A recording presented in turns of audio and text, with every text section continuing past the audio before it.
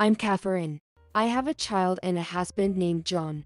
Last week, a neighbor mentioned, I saw John wandering around late at night, but John and I sleep in the same bed, and there's no way he goes out late at night. I told John about what the neighbor said. There's no way I'd be wandering around late at night when I'm sleeping with you, Catherine. He laughed it off.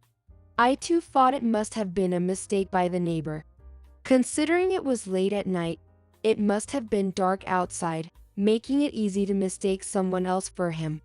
However, a few days later, a friend of mine mentioned something similar. She said she saw John walking with another woman late at night. There was no photo taken, so there was no way to verify it. What on earth is going on? Since my friend mentioned something different from the neighbor saying he was with another woman, it made me even more curious, so I confronted John again. Are they saying that again? I wonder why everyone thinks it's me. I have to work the next day. There's no way I'd be roaming around at night. Catherine, you see me sleeping next to you, right? When asked, I indeed agreed. Therefore, there's no way to properly explain this phenomenon. If John had sneaked out, I would have noticed. To get from our bedroom to the front door, one has to pass through the children's room. But there's a camera in the children's room for safety. Just to be sure, I secretly checked the camera, but there was no footage of John leaving at night. So, it seemed impossible for John to be wandering outside late at night under normal circumstances. Well, John also said he didn't go out, and there's no proof of him being outside anyway. I thought it was more likely a mistake by the neighbor and my friend. But maybe it wasn't a mistake, and John was indeed wandering outside late at night. This all happened just last week. As usual, I went to bed with John, and I was sleeping normally, but around 2 a.m., I thought I heard a noise and woke up. When I looked next to me, John wasn't there. Wah, I thought and looked around the room, only to find John strangely clinging to the floor. I was surprised and called out to him, John, what are you doing down there? He seemed surprised that I had woken up. Wow, Catherine, you're awake? He asked back. I thought I heard some noise. But what are you holding in your hand, a hammer? Oh, actually, I've been bothered by the squeaky floor recently and couldn't sleep. I thought I'd fix it. I think the nails under the bed are loose. I think I can fix it quickly, so go back to sleep. John said that as he showed me the hammer and nails he was holding. Despite feeling uneasy about John starting such an activity in the middle of the night, I never imagined it would be the start of John's escapade. So, I went back to sleep as usual. Before I knew it, I fell asleep again, and the next thing I knew, it was 4 hours later. I thought John would surely be asleep after finishing the repair, but he wasn't next to me.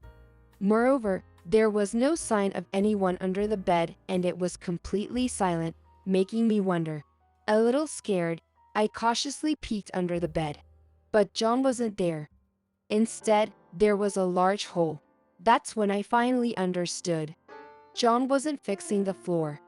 He had been using the hammer to pry the floorboards open.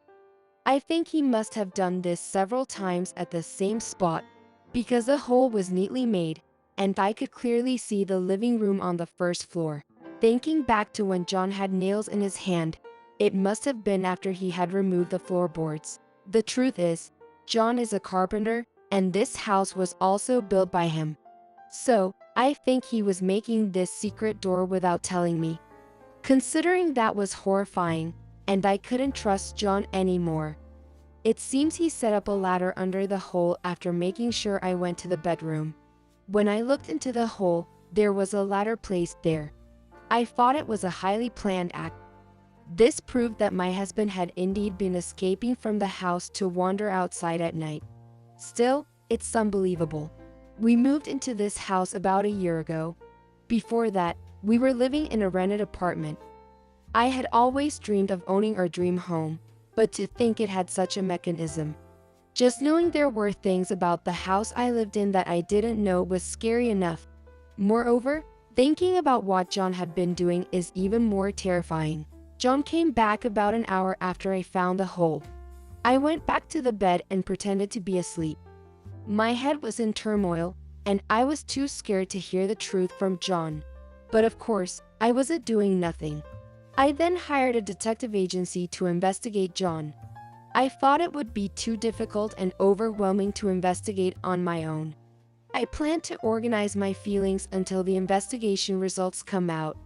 I don't know what John was thinking or what intention he had in making such a thing, but something bad was definitely happening.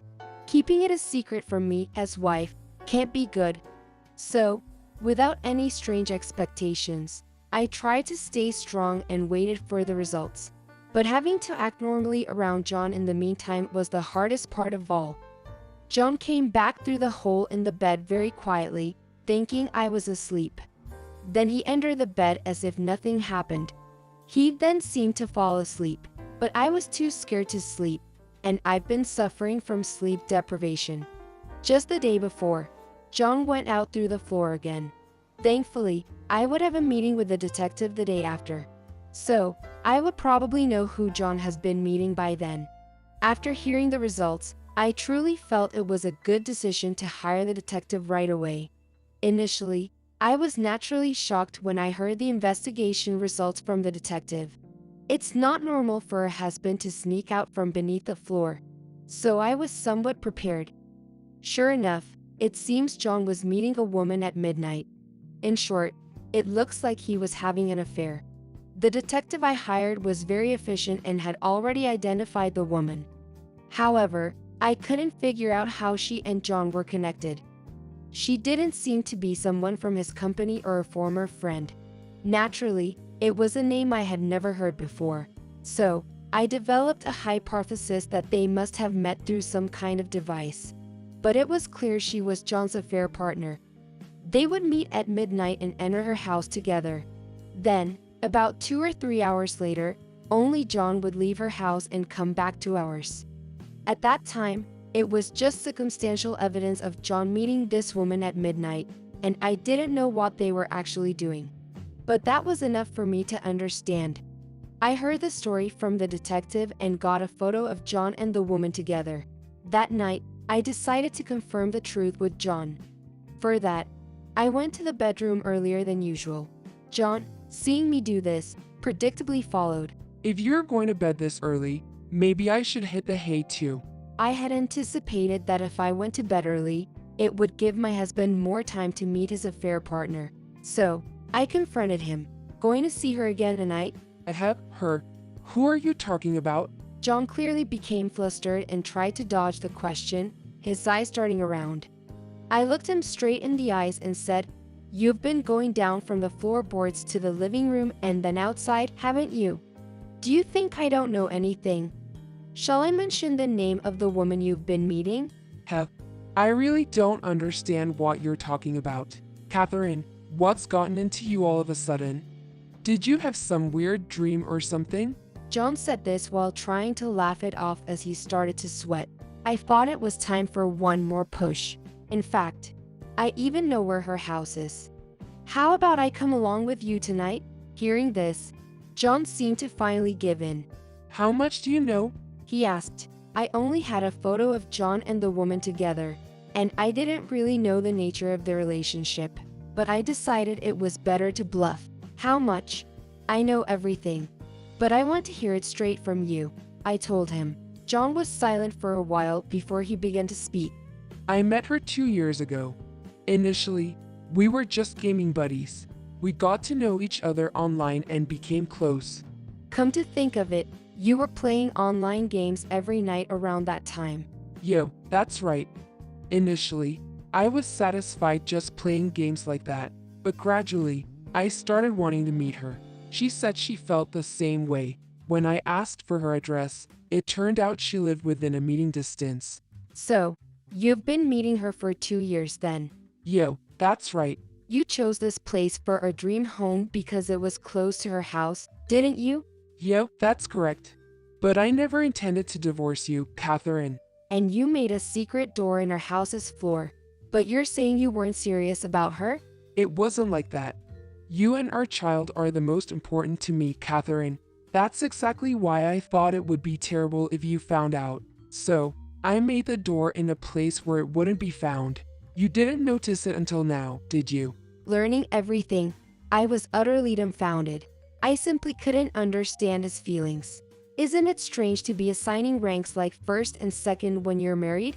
And in the end, you got caught. As a result, you're going to lose everything. What? Lose everything? Catherine, what are you thinking? It should be clear without saying. I can't do this with you anymore. No, no. Knowing John's true nature made me feel disgusted and absolutely unable to forgive him. That's why I decisively chose to divorce. The thought of him continuing if he hadn't been caught made me feel sick. John was bewildered by his affair being discovered, but I had prepared myself over these past few days and could proceed with the conversation calmly.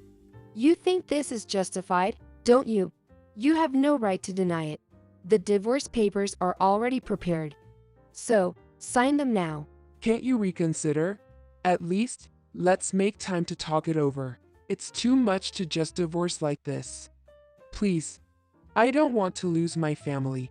John was pleading, but to me, it seemed utterly ridiculous. After betraying me and our child for 2 years, how can you say such convenient things? There's no room for discussion. You've brought this on yourself for losing your family. We'll be leaving this house without you tomorrow. I can't stand to stay in this creepy house for another day. No, that can't be. This isn't what was supposed to happen. John lamented, but I knew there was no going back for our family. I made sure John wrote and signed the divorce papers afterward. And the next day, I left the house with our child. I explained the situation to my parents and now live at my parents' house. I feel relieved to be divorced from such a man and glad to know the truth. It's frustrating and sad that I didn't realize sooner, though.